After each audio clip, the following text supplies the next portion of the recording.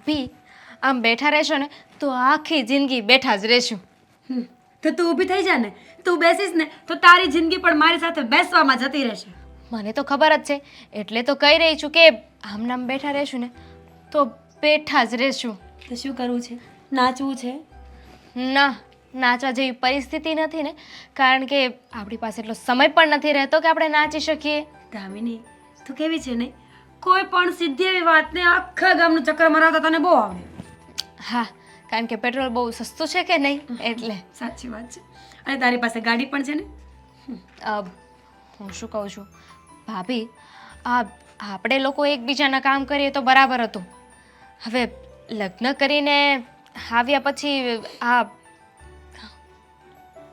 આપણી અને સાસુ પતિનું તો સમજીએ પણ સાસુનું એ કામ કરતા હતા. પણ હવે આ સાસુના બા આવ્યા છે, થોડું અજીબ નથી લાગતું? થોડું અજીબ. મને તો એમ લાગે છે ને કે મારી જિંદગી ગોટાળે ચડી ગઈ છે. આવ્યા ત્યારથી મને કઈ સૂઝતું જ નથી. બોલ, હે સાસુની વાત સમજ્યા, પણ એના બાને અહીંયા શું કામ હોય? એ જ તો, અત્યાર સુધી એમના કામ કરતા હતા ને હવે એમની બાના કામ કરવા પડશે. હવે આપણા બા થોડી છે કે આપણે કામ કરીએ. અને આપણા સાસુને છે ને આ થોડું ઘણું સમજવું જોઈએ કે આવી રીતે એમના બાને ઘરે ના લઈને આવાય. એમની વહુ આખો દિવસ કેટલું એ કામ કરે છે. હવે આખો દિવસ તો બધાના ઢસડિયા કરવાના. તો શું આવું ને આવું ચાલશે ને તો સોસાયટીનું કામ પણ આપણે બંને જ કરવું પડશે. પછી બધાને ખબર પડી જશે ને કે દામિની અને મીરા તો ઢોર છે, માણસ તો છે જ નહીં. કામ કરાવો. તો હું એ જ કહું છું કે હવે શું કરશું? શું કરશું એ ખબર હોત તો અહીંયા બેઠી હોત, આ ઠંડો પવન ખાતી હોત. નહીં ને? વિચારું છું કંઈક તો કરવું જ પડશે. આ મોટા ભાઈ અને દેવાંગ સાથે વાત કરવી છે? કરી લેશું વાત તો. પણ તને લાગે છે કે વાત કરવાથી કોઈ નિવારણ આવશે? નહીં, એ તો નહીં આવે, કારણ કે જ્યાં સુધી મમ્મી નહીં કહે ને ત્યાં સુધી એ લોકોય નહીં સમજે. સાચી વાત છે તારી. તો મમ્મી સાથે તું વાત કરીશ ને? મમ્મી પાસે જઈશ, ચાનો કપ આપીશ અને કહી દઈશ કે મમ્મી, બા મને અહીંયા પોસાતા નથી, પ્લીઝ એમને કહી દો કે get out. Same to you, back to you, no return. હા, વસ્તુ તમે કહો ને તો વધારે સારું લાગે, કારણ કે તમે આ ઘરના મોટી વહુ છો. અચ્છા, કંઈ વાંધો નહીં. હું મમ્મીને કહી દઈશ કે આમાં મારો અને દામિનીનો 50-50% ભાગ હતો. ચાલશે. હું એકલી વાકમાં તો નહીં આવું ને, કારણ કે તમને પણ નથી ગમતું ને મને પણ નથી ગમતું. તો બંને સાથે મળીને આ વાત મમ્મીને કરવી પડશે. હા, તો કરીશું ને. એમાં શું વાંધો? અરે સાચું છે કહેવામાં બીવાનું શું હોય? બીવાનું ના હોય, પણ એનું સોલ્યુશન એ આવવું જોઈએ ને. એક કામ કર ને, એક વખત છે ને તું દેવાંગભાઈ સાથે વાત કરી લે અને હું આદિ સાથે વાત કરી લઉં. મને ખબર કે નિવારણ આવી જાય. રેવા તો ને, આ દેવાંગને વચ્ચે ના લાવો. એ છે ને મારી કોઈ વાત નહીં સમજે, અને એમને કહેવા જઈશ ને એટલે એ તો એટલું લાંબુ લેક્ચર ચાલુ કરી દેશે ને જે મારાથી નહીં સંભળાય. અને એ જે લેક્ચર ચાલુ થશે ને એટલામાં તો છે ને આપણી સાસુના જે બા આવ્યા છે ને એ જતા રહેશે. હું પણ એવી જ પ્રાર્થના કરું છું કે આ બા જેટલી સ્પીડે અહીંયા આવ્યા ને એટલી જ સ્પીડમાં જતા રહે. પણ હવે મારી પ્રાર્થના ભગવાન સાંભળતો નથી હમણાંથી. કોને ખબર કંઈ થયું લાગે છે. સાચી વાત છે, પણ હવે વાત ક્યારે કરવી છે? અત્યારે કરવાની છે. હવે જેમ બને એમ વહેલા આમાંથી બહાર નીકળવાનો રસ્તો તો કાઢવો પડશે ને. અને એમ પણ આ બા આવ્યા છે ને એમની તો વાત જ મારા પલ્લે નથી પડતી. કેટલું કામ કરાવે છે. હજુ તો બેઠા હોય ને એટલે તરત કહે છે પાણીનો ગ્લાસ લઈને આવતો, પાછા બેસે એટલે કહે છે ચા લઈને આવતો. અરે માણસ છીએ, મશીન થોડી. એમને કોણ સમજાવે કે આપણે માણસ છીએ, મશીન નહીં? એમને તો બસ મફતમાં 2 નોકરાણીઓ મળી ગઈ છે, અને એ બી પરમનન્ટ. ગમે તેટલું કામ કરાવો ને તો પાછી ન જાય. આ લોકો તો છે ને ઢોરની જેમ કામ કરાવે છે. અરે નોકરાણી સમજીને રાખે છે અને ઉપરથી પગારે નથી દેતા. Same to you. નોકરાણી સમજ્યા હોત ને તો ચાલત. એક ટાઈમે પગાર તો હાથમાં આવત. અહીંયા તો ગધું આપણું ને ફાર્યું આપણું. હવે તું વાત કરીશ ને પહેલા? નહીં. વડીલ કોણ છે? અચ્છા, હું વડીલ છું. જ્યારે ચા બનાવવાની વાત આવે તો પણ મારે બનાવવાની. જ્યારે ઘરના કામ કરવાના હોય તો મારે કરવાના. અને બધી જગ્યાએ તો નહીં કરો તો ઠીક છે ને, ભલે અહીંયા બહાર રહેતા. હું તો છે ને એમનું કોઈ કામ નહીં કરું. હું કહી દઈશ કે મારા સાસુનું કામ હું કરીશ ને તમારું કામ ભાભી કરશે. આવી મમ્મી. ભાભી બા, તમે જરાય ચિંતા ન કરો. આ તમારું જ ઘર સમજીને રહો. અને મેં તમને કહ્યું ને કે આ બાજુવાળા પેલા સીતા કાકી છે ને એમની સાથે તમે મંદિરે જાઓ. અરે સરસ મજાના ભજન થાય છે મંદિરે. અને તમને ખબર છે આ અમારે જમના કાકી છે ને એ તો બા જે ભજન ગવડાવે તમને છે ને આપણા ગામની યાદે નહીં આવે. એ મજા જ મજા આવશે. ને સાંભળો, આ સવારમાં તમારે રોજ ફરજિયાત દૂધ પીવાનું જ છે. દૂધની આદત શું કામ છોડો છો? આ ઉંમરે એક ટાઈમ તો માણસે દૂધ પીવું જ જોઈએ. સાચી વાત છે બેટા. ગામડે તો હું રોજ સવારે તાળી ભરીને દૂધ પીતી હતી, પણ અહીંયા તો હવે તમારે એક તો બહારથી લાવવું પડે અને વેચાતું લાવવું પડે, એટલે એમ થાય કે ક્યાં હું પીવું અહીંયા. અરે પણ એમાં ઉપાધિ શું કરો છો? કેમ મારા સાસુ હોત તો એમને અમે ન પીવડાવત. અને મને ખબર છે કે ત્યાં આગળ પાછળ તમારે કોઈ નથી. તમે તો આવવાની ના જ પાડતા હતા. હું જીદ કરીને તમને અહીંયા લઈ આવી છું. હા, અને સાચું કહું, તું મને અહીંયા લાવીને તો મને થોડું ગોઠે છે હો. મને એમ થાય છે કે હા, હું મંદિરે જાઉં, સત્સંગમાં થોડીક વાર બેસું. હા, તે જવું જ જોઈએ બા. તમે મંદિરે જશો, સત્સંગ કરશો તો મજા આવશે.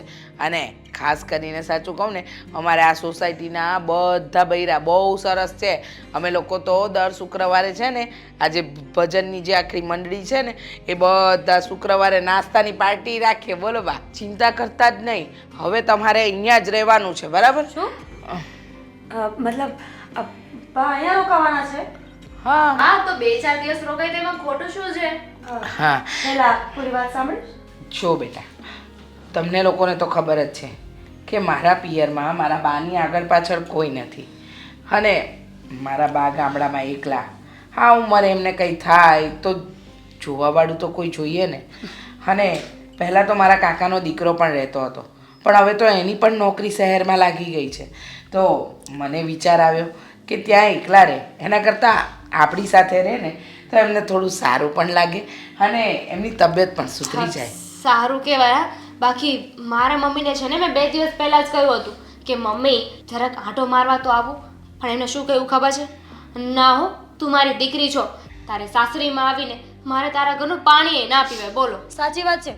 મારા મમ્મી પણ કંઈક આવું જ કહેતા હોય. હું જ્યારે એમ કહું ને કે મમ્મી તમે ત્યાં એકલા બોર થઈ જશો તો અહીંયા આવો, તો મારા મમ્મી પણ આવું જ કહે કે બેટા હવે મારે એકલું જ જીવવાનું છે, તું એકની એક દીકરી છે, તારી પાછળ કોઈ ભાઈ નથી, તો ગઢપણ તો એકલા તારવું જ પડે ને. પણ બેટા, હું અહીંયા નહોતી જ આવવાની. મેં આને ના જ પાડી, એ પરાણે લઈ આવી. હા, ના ના બા, અમે તો તમને કહેતા જ નથી. અમે તો એવું કહીએ છીએ કે હા તો સારું કહેવાય નહીં, તમારા એવા વિચાર નથી એમ. બાકી અમારા ઘરે તો આવા વિચાર છે બધાયના. હા હોય જ. પણ હવે મારા બાએ જીદ કરી નથી, હું જીદ કરીને એમને લાવી છું. ને આ મારા બાનું જ ઘર છે, મારું ઘર એટલે. અને એ અહીંયા જ રહેશે. અને તમે લોકો એની વહુઓ છો, એટલે તમારે એમની સેવા પણ કરવી પડશે. મમ્મી તમારી સેવા કરીએ છીએ એટલું ઓછું છે કે હવે પછી અમે બાનીએ સેવા કરીએ? દામિની વહુ, તમે શું બોલો છો એનું તમને ભાન છે? પૂરેપૂરી હોશો અવાજમાં છું. પણ રીચા, ચિંતા નહીં કરને, 2-4 દિવસમાં હું પાછી ગામડે જતી રહીશ. અરે બા, શું કામ જવું છે? તમારે અહીંયા જ રહેવાનું છે. મારી વહુઓથી કામ નહીં થાય ને તો હું તમારું કામ કરીશ. હજી મારા હાથ પગ સલામત છે હો બા. અને તમારો દીકરો ગણું કે દીકરી, હું છું. એટલે તમારે ચિંતા કરવાની કોઈ જરૂર નથી. હા બા, અને આ સિમ્પથી લેવાની તો સાવ જરૂર નથી. આ તમે જે બોલ્યા ને કે 2-4 દિવસમાં જતી રહીશ, આવું બોલશો ને તો મમ્મી અમારા પર ચડી બેસશે. આવ્યા છો જ રોકાવા તો રોકાવ ને. અને આ તમારી દીકરી, એમને છે ને અત્યાર સુધી તો આ કમરમાં દુખાવો થતો હતો, માથું દુખતું હતું, ક્યારેક હાથ દુખતા હતા, કારણ કે વહુઓ ઘરમાં આવી ગઈ હતી ને. હવે તમે ઘરમાં આવ્યા છો એટલે સાજા થઈ ગયા એકદમ. તમારાથી કામ ના થાય તો હું કરી નાખીશ. હા તો કરીશ જ.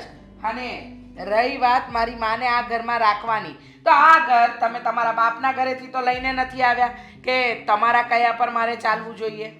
મમ્મી તો તમે ક્યાં તમારા બાપના ઘરેથી લઈને આવ્યા છો? હા, પણ મારા ધણીએ વસાવ્યું છે.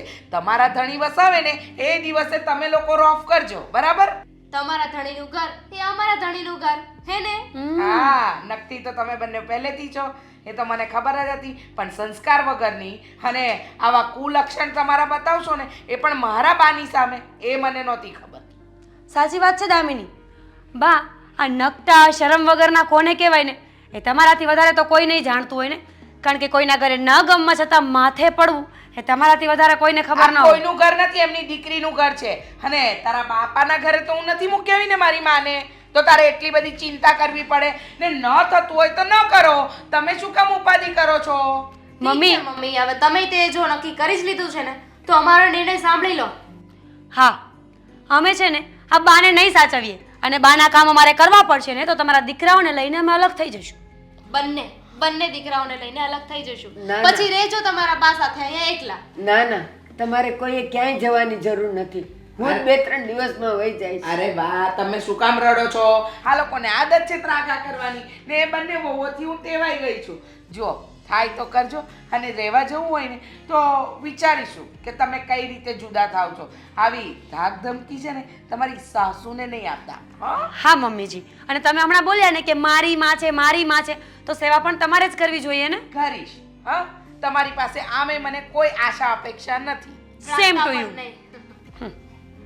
હા, ચાલો હવે. માં દીકરીને થોડો સમય આપીએ.